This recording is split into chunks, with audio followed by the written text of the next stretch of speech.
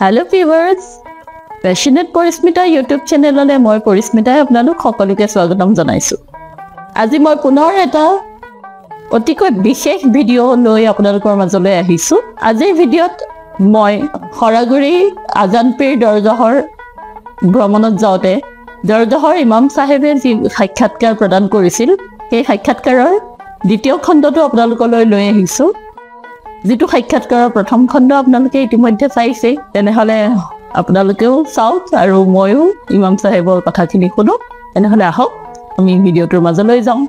এই জায়গাডোখৰত এটা লাহে লাহে এই চৰ হৈ গ'ল, চাপৰি নিচিনা হৈ গ'ল। চাপৰি হৈ যোৱাৰ লগে লগে এতিয়া আহোম ৰজাই ক'লে যে চৰতে আপুনি থাকিব, মই ইমান এইখিনি চৰটো ৰাইজৰ এতিয়া ৰজা আণ্ডাৰত আছে। তেওঁ এলৰ্ট কৰিলে 120 পৰা মাটি 120জন ভকতে। তেতিয়া তেওঁৰ শিষ্যসকলে লিখিছিলে যে হৰাগুৰি চাপৰি নৈ কাষৰি ৰজাই বনাই দিয়া মঠ চকৰি ভকতে লয়াল্লাৰ মাধুৰী বনাই হয়।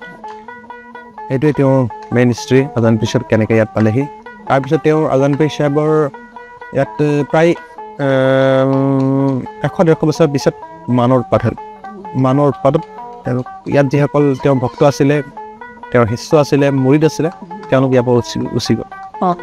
এতিয়া আপুনি শিৱসাগৰ, যোৰহাট, তিনিচুকীয়া, কিছুমান আপুনি যাব পুৰণা গাঁও দেখিব, থলুৱা মুছলমান মানুহৰ গাঁও আছে। এই গাঁওবিলাক আজানপীৰ চাহেবৰ যুগৰে মানে ইয়াৰ পৰা উঠি যোৱা থলুৱা মুছলিম গাঁও, বহুত পুৰণা গাঁও। আপুনি যেনেকৈ আপুনি পাব শিৱসাগৰ চেঙনগেটীয়া চাৰিআলি, শিৱসাগৰ ধাৰিলি পাব, হাতীকুক পাব, আমগুৰি পাব, এইফালে সোণাৰী ফালে পাব আপুনি গাঁও আছে, গাঁও আছে এইবিলাক। এই ইয়াৰ পৰা মানুহবিলাক উঠি গৈ তেওঁলোকে 2টা পৰিয়াল উঠি গ'ল, 3টা পৰিয়াল উঠি গ'ল, তেনেকৈ তাত গৈ পেলাই এখন পৰিয়াল কৰে। আৰু তেওঁলোক ধাৰ্মিক জ্ঞান আছিলে, তেওঁলোকৰ ধাৰ্মিক জ্ঞান থকা মানুহকেইজনৰ ওচৰত প্ৰায় মানুহবিলাক চাপি যায়। তাৰপিছত পীৰ চাহেবৰ ইণ্টিকাল তাৰ কিছুদিনৰ পিছতে তেওঁ ইয়াতে ইণ্টিকাল হয়। ইয়াতে তেওঁক কবৰ দিয়া হয়। শ্বাহ মিৰাণ একচুৱেলি এটা ফাৰ্চী ৱৰ্ড হয়।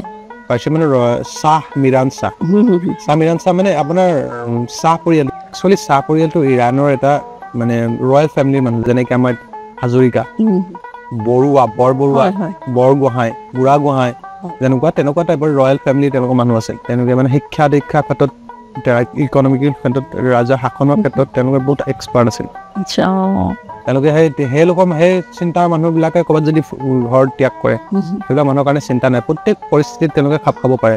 এজন এতিয়া মানুহ যদি মই এতিয়া লণ্ডন যাওঁ, লণ্ডন মোৰ ভাষা নাজানো, মই ইংলিছ নাজানো বা মই বেলেগ নাজানো, বা জাৰ্মানী গ'লে জাৰ্মানী নাজানো, সেই তেনেকুৱা কথা। তেওঁলোক কিন্তু আমাৰ ইণ্ডিয়াত এম্বেচিত কাম কৰা মানুহ বা ইণ্ডিয়াৰ ৰাজ্যৰ শাসনৰ লগত জড়িত থকা মানুহজনে পটককৈ যিকোনো এটা ভাষা শিকিবৰ কাৰণে তেওঁলোকৰ দিগদাৰ নাই। ক'ত কেনেকৈ শিকিলে গম পাব, কেনেকৈ চলিলে তেওঁ। ইয়াত এতিয়া আমাৰ এই দৰগাহ পৰিচালনা কিবা সমিতিৰ আছে।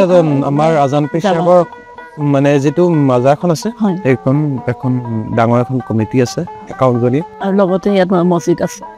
মছজিদটো এই দূৰতে আছে। এইটো মানে বিশেষকৈ আমাৰ ৰাইজৰ কাৰণে ইয়াত বহি পেলাই দোৱা কৰে, তেওঁলোকৰ কাৰণে। ইয়াততো চাগে মানুহ প্ৰায় প্ৰতিদিনেই থাকে ন?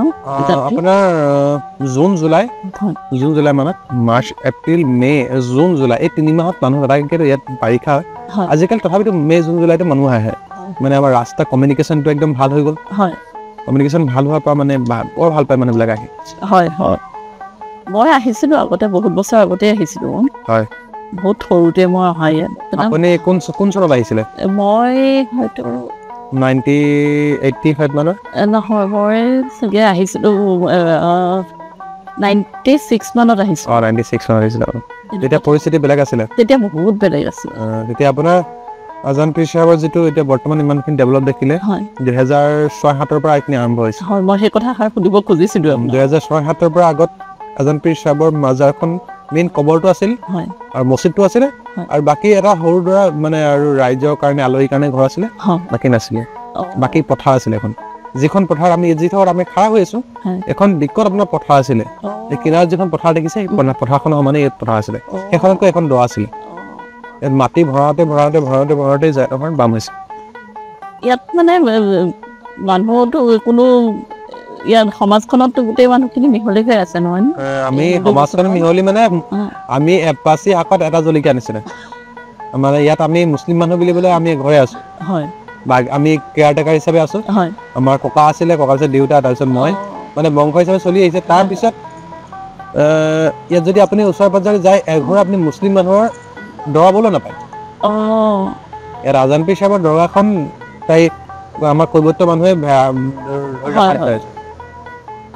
আৰু ইয়াত প্ৰায়ভাগ মানুহবিলাকে ডেকা পৰা বুঢ়ালৈকে যিকোনো ক্ষেত্ৰত বিয়া হওক সকাম হওক বা চাকৰি ক্ষেত্ৰত হওক ল'ৰা ছোৱালী পঢ়া মেট্ৰিক দিয়া হাই ছেকেণ্ডেৰী হওক গ্ৰেজুৱেশ্যন হওক তেওঁলোকে ল'ৰা ছোৱালীখিনি যেতিয়াই পৰীক্ষালৈ যায় বা কিবা কাৰণে যায় ভাল কামত যায় ইয়াত কিবা এটা মম এটা আগবাঢ়ি থৈ যাব তেনেকুৱা টাইপৰ বিশ্বাস চবৰে আছে এইটো বিশ্বাস এটা সাংঘাতিক এটা আস্থা জড়িত হৈ আছে আস্থা প্ৰত্যেক মানুহৰ লগত জড়িত আছে বহুত মানুহে পাইছে প্ৰতিফল পোৱাৰ কাৰণে তেওঁলোক আহিছে হয় নিশ্চিতভাৱে এইটো কথা ঠিক আছে জনাব আপোনাক লগ পাই খুবেই ভাল লাগিলে বহুতখিনি আপুনি পীৰ চাহেবৰ বিষয়েও জনালে হয় আগমন তেখেতৰ ইণ্টেগ্ৰেলৰ আজান পীৰ সাহেব আমি যদি ডেট অফ বাৰ্থ আমি নোৱাৰো কিয়নো তেওঁ পাৰ্চিত মানে ইৰাকত জন্ম মানুহ আৰু ইৰাকৰ জন্ম মানুহজনৰ লগত যিকেইজন লগত আহিছিলে সেইকেইজনে গম পাব আৰু বিশেষকৈ তেওঁৰ লগত উজনি অসমলৈকে আহোঁতে প্ৰায়ভাগ তেওঁ নাইকিয়া হৈ গ'ল তেওঁৰ ইয়াৰ থলুৱা মানুহে লগত লৈ ঘূৰি ফুৰিছিল বিশেষকৈ থলুৱা মানুহ যদি লগত থাকে